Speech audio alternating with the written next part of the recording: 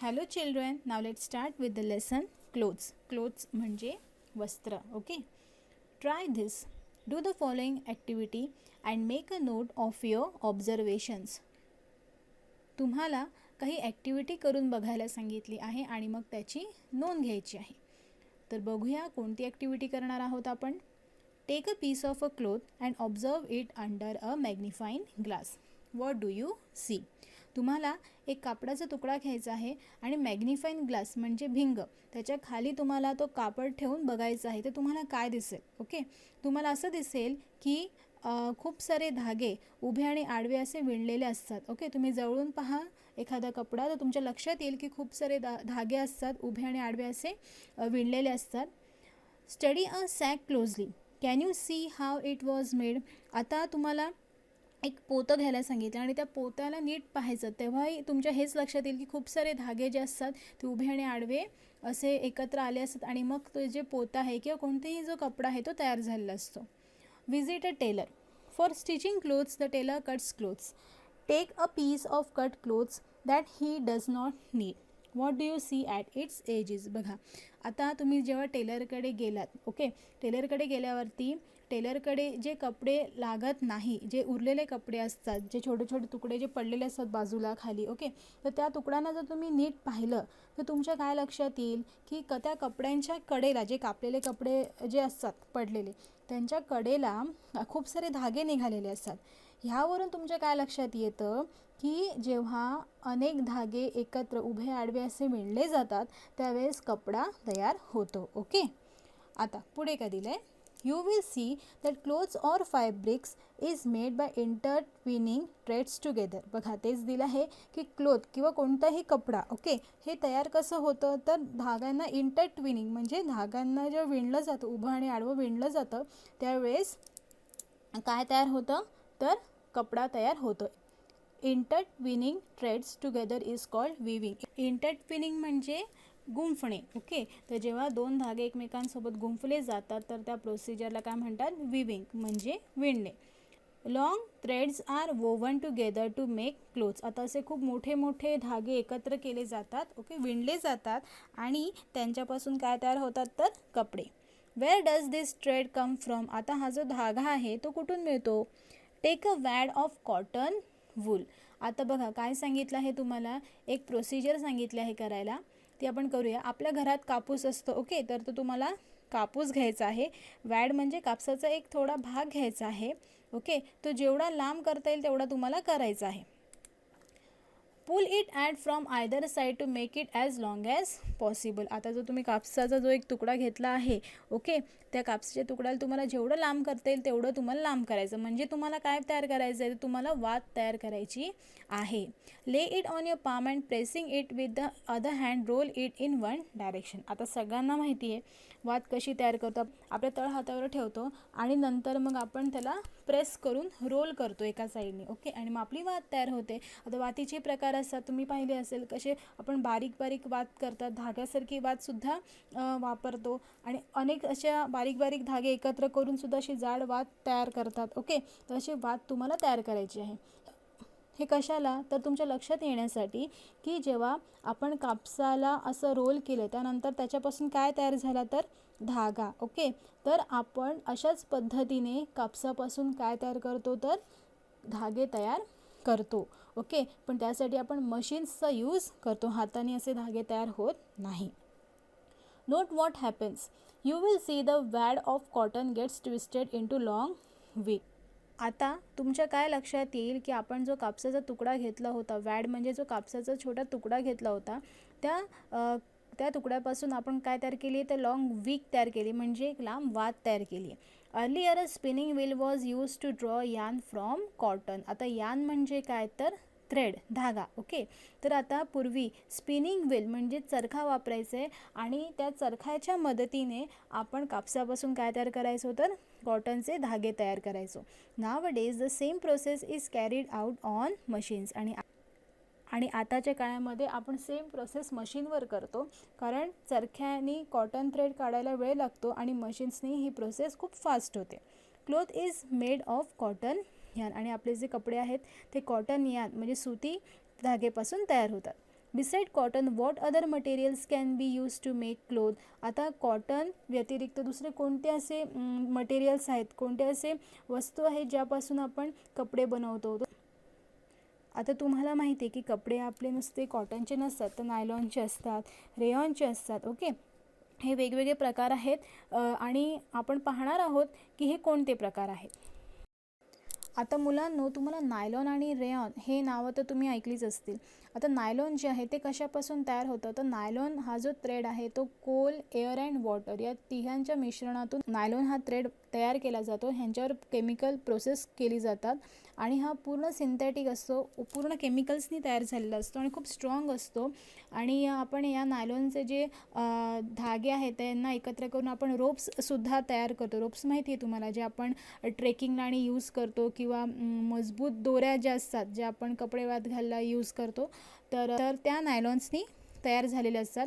आणि रेयॉन जे आहे हे सेमी सिंथेटिक आहे. त्यामध्ये वूड पल्प, ओके, लाकडाचं जे पल्प आहे त्याच्यापासून आणि काही केमिकल्सचा वापर करून रेयॉन हे धागे तयार केले जातात. हे थोडे सिल्की असतात, म्हणजे ह्यांचे जे ह्यापासून जे कपडे तयार केले जातात ते थोडे असे सिल्कसारखे दिसतात, पण ते सिल्क नसतात. ओके, तर हे सेमी सिंथेटिक आहे.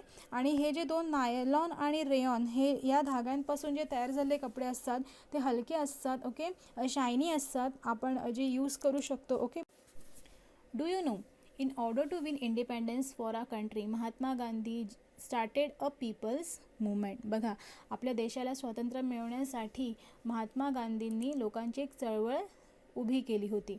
आता काय होतं त्या चळवळीमध्ये, he called upon them to use only those things that were produce in our country. त्यांनी लोकांना सांगितले की जे वस्तू आपल्या देशामध्ये तयार होतात तेच खरेदी करा, बाहेरच्या देशातल्या वस्तू खरेदी करू नका. म्हणजे आपल्या देशामध्ये तयार झालेल्या वस्तू आपणच खरेदी केल्यावर पैसा आपल्याच देशात राहील. ओके, बाहेरच्या देशात जाणार नाही. तर पूर्वी कसं होतं की आपण ब्रिटिशर्सच्या अंडर होतो. ओके, ब्रिटिशर्स आपल्यावर राज्य करत होते. मग त्यांनी लोकांना वेगवेगळे तिथले कपडे इथे आणून ते विकत घ्यायला भाग पडले. आणि ते कपडे कसे होते, सिल्की होते, शायनी होते, छान होते. लोक त्या कपड्यांना अट्रॅक्ट झाले, त्या तिथल्या वस्तूंना अट्रॅक्ट झाले, म्हणून लोक आपली इंडियन वस्तू न घेता त्यांच्या वस्तू घेत होते. तर गांधीजींनी सांगितलं की तुम्ही आपल्या देशात तयार झालेलेच वस्तू घ्या. ओके, पुढे काय दिलं आहे, for this purpose he began to use a charkha or a spinning wheel to make thread. मग त्यांनी काय केलं, या कारणासाठी त्यांनी चरख्याची सुरुवात केली. ओके, चरख्याला दुसरं नाव काय आहे, तर स्पिनिंग व्हील. कशासाठी, तर धागा तयार करण्यासाठी. चरखा मंडल्स वर than establish nation wide which gave the message of using only स्वदेशी गुड्स. बघा काय दिलं आहे की देशभरात सूत कातण्यासाठी चरखा मंडळे त्यांनी निर्माण केली आणि स्वदेशी वस्तू वापरण्याचा त्यांनी संदेश दिला. स्वदेशी म्हणजे स्वतःच्या देशामध्ये जे वस्तू तयार झाल्या आहेत तेच वस्तू विकत घ्या, असं त्यांनी लोकांना सांगितले. ओके, पुढे काय दिले, ट्राय दिस. आता तुम्हाला पुन्हा एक ॲक्टिव्हिटी दिली आहे, ती तुम्ही करणार आहात. Visit a cloth shop, discuss the following points with the owner and make notes. आता काय सांगितलं आहे की तुम्हाला एका दुकानाला भेट द्यायची आहे आणि दुकानदाराशी काही प्रश्न विचारायचे आहेत आणि ते जे काय उत्तर देतील ते वहीत तुमच्या लिहायचे आहेत. ओके, नोंदवून घ्यायचे आहेत. तर काय प्रश्न विचारणार आहात तुम्ही, आपण पाहूया. What kinds of cloth does he stock. म्हणजे काय, दुकानात गेल्यावर तुम्ही त्यांना विचारणार आहात की तुमच्या दुकानामध्ये कोणकोणत्या प्रकारचे कापड आहेत. तर कॉटनचे असतील, सिल्कचे असतील, नायलॉनचे असतील, रेयॉनचे असतील. ओके, ते तुम्हाला उत्तर देतील आणि तसं मग तुम्ही ते लिहून काढणार आहात. दुसरा प्रश्न काय दिला आहे, do the types of cloth have special names. या कपड्यांना विशिष्ट नावे आहेत का. आता जे वेगवेगळे कपडे आहेत जे दाखवतील ते, तर त्यांना वेगवेगळे नावं आहेत का, हे तुम्ही विचारायचं त्यांना. पुढे, what material are they made of. आता हे जे कपडे आहेत ते कशापासून तयार झाले हे सुद्धा तुम्ही विचारायचे.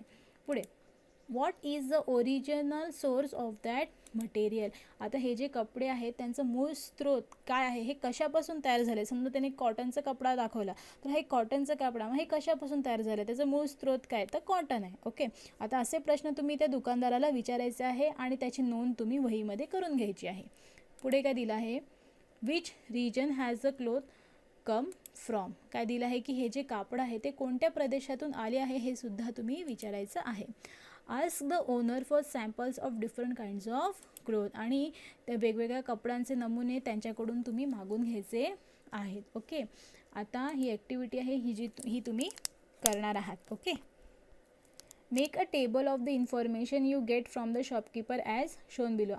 आता जी काय माहिती तुम्हाला मिळाली आहे ती तुम्ही एका टेबल फॉर्ममध्ये लिहून ठेवणार आहात. आता कशा पद्धतीने तयार करायचा आहे तो टेबल तर पहा.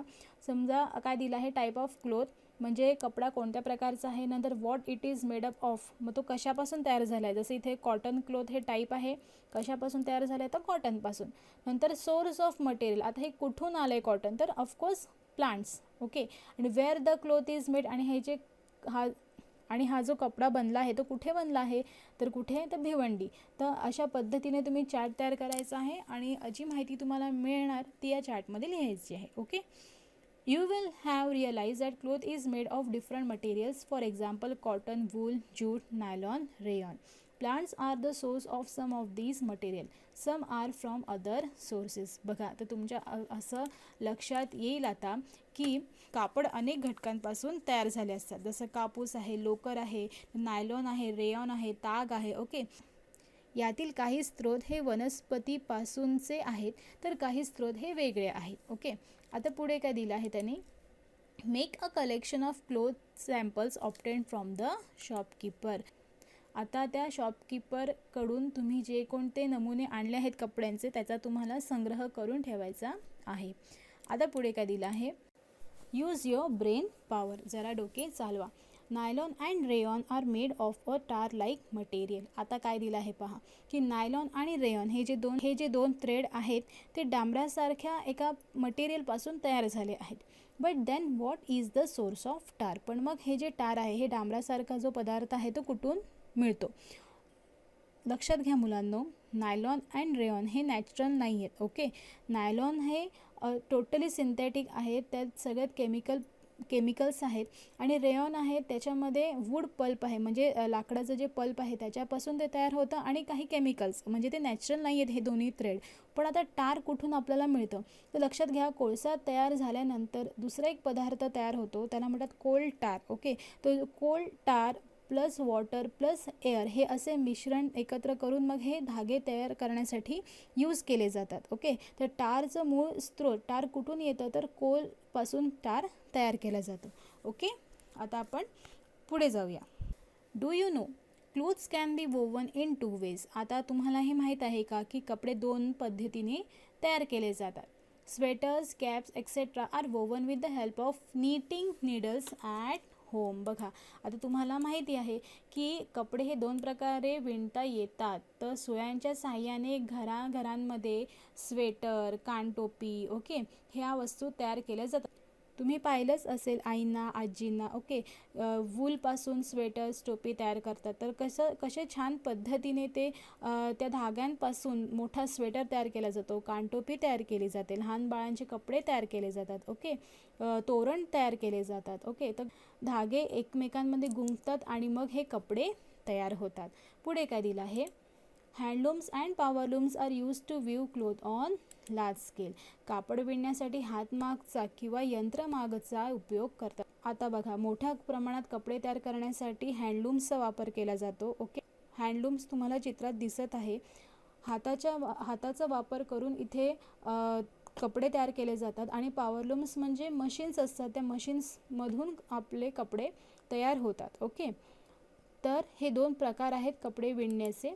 आता पुढे बघूया काय दिलं आहे, try this, take clean water in a small bucket.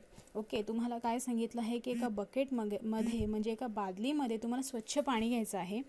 Soak the clothes you have worn all day in the bucket. आता जे कपडे तुम्ही दिवसभर घातले आहेत ते तुम्हाला त्या बकेटमध्ये भिजवायचे आहेत. After an hour take the clothes out of the bucket. 1 तासभरानंतर तुम्हाला ते कपडे बादलीच्या बाहेर काढायचे आहेत. Before taking them out wring them out tightly in the bucket itself. आता काय सांगितलं आहे, बाहेर काढतेवेळी ते बादलीतच घट्ट तुम्हाला पिळून घ्यायचे आहेत. ओके, तर आता तुम्हाला काय दिसणार, न observe the water in the bucket. आता बादलीतील पाण्याचे निरीक्षण करा. आता तुम्हाला बघायचं आहे की त्या बादलीतलं पाणी कसं झालं आहे, कोणत्या रंगाचं पाणी झालं आहे ते पहा. Is the water in the bucket steel clean or do you see any change in the water. काय दिले त्यांनी पहा, की बादलीतले पाणी स्वच्छ राहिले की त्यामध्ये काही बदल तुम्हाला जाणवला का.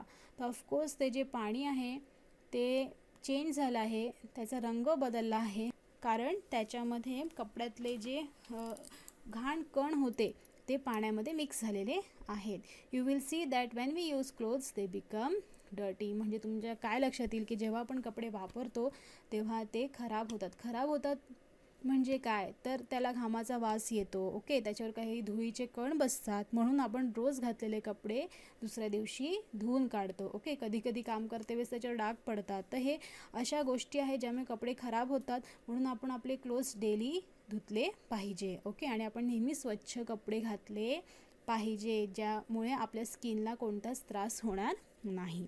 पुढे, can you give some reasons why clothes get dirty. आता तुम्हाला विचारलं आहे की काही कारणं तुम्ही देऊ शकतात का की आपले कपडे कशामुळे खराब होतात. तर तुम्हाला माहिती आहे कोणते कारण आहेत ते. Make a list of the reason. आता तुम्हाला एक लिस्ट तयार करायची, एक यादी तयार करायची आहे की कोणत्या कारणांनी कपडे आपले खराब होतात. ओके, तर खूप सारे कारणं आहेत. ओके, रोज आपण काम करतो, घामाने कपडे खराब होतात, घामाचा वास लागतो कपड्यांना. त्यानंतर आपण खेळतो, तर खेळल्यानंतर धूळ जी असते ती सुद्धा अंगावर बसते, आपण खेळता खेळता पडतो, तर त्यामुळे सुद्धा कपडे खराब होतात. स्वयंपाक करताना काही अंगावर पडलं त्यामुळे सुद्धा कपडे खराब होतात. जेवताना काही पडलं. ओके, तर अशा खूप साऱ्या गोष्टी आहेत ज्यामुळे आपले कपडे खराब होतात, म्हणून आपण रोजच्या रोज आपले कपडे धुतले पाहिजे. The list show that our clothes become dirty for various reasons. That is why it is necessary to clean our clothes. आता या यादीमुळे तुमच्या काय लक्षात आलं की आपले कपडे हे खराब होतात वेगवेगळ्या कारणांमुळे, म्हणून आपण आपले कपडे रोज धुतले पाहिजे, स्वच्छ ठेवले पाहिजे. Wearing a clean clothes is a good habit. काय दिलं आहे, स्वच्छ कपडे घालणे ही एक चांगली सवय आहे. We must always have clean clothes in order to remain healthy and look neat and tidy. बघा काय दिलं आहे, आपण स्वच्छ कपडे घातले पाहिजे. कशासाठी, तर आपण हेल्दी राहण्यासाठी स्वच्छ कपडे का घालायचे सांगा बरं. हेल्दी राहण्याचा आणि स्वच्छ कपडे घालण्याचा काय संबंध आहे. तर लक्षात घ्या मुलांनो, जर आपण चांगले कपडे घातले नाही, स्वच्छ कपडे घातले नाही, तर अस्वच्छ कपड्यांमुळे आपल्या त्वचेला, आपल्या स्किनला वेगवेगळे रोग होऊ शकतात. म्हणून आपल्या आरोग्याच्या दृष्टीने आपल्याला कोणता त्रास होऊ नये म्हणून आपण स्वच्छ कपडे घालायचे, आणि स्वच्छ कपडे घातले की आपण नीट अँड टायडी दिसतो. ओके, तर लक्षात आलं मुलांना, तुम्हाला हेल्दी राहण्यासाठी आणि तुम्ही छान दिसण्यासाठी कपडे कसे घालायचे आहेत, नेहमी क्लीन घालायचे आहेत. ओके.